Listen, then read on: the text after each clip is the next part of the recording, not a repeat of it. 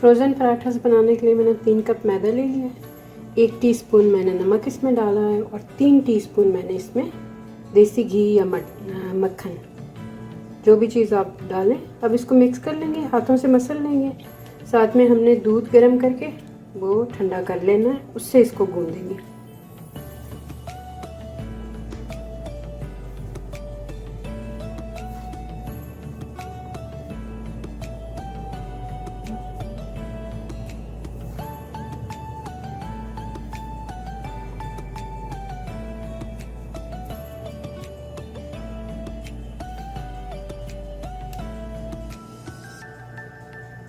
जब इस तरह हो जाए, यानी सारा घी इसके अंदर अच्छे से मिक्स हो चुका है, अब हम दूध लेंगे और इसको गूंदना शुरू करते हैं। ये 1 गिलास दूध मैंने ले लिया, अब इसको थोड़ा थोड़ा डाल के गूंदते जाते हैं।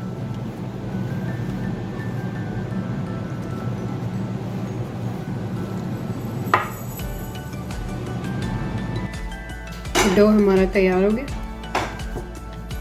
इसमें तकरीबन हमारा 1.5 गिलास मैंने लिया था और बस इतना थोड़ा सा पानी बचा है, दूध बचा है, बाकी उससे हमने डो बना लिया और इसको कवर करके छोड़ देते हैं।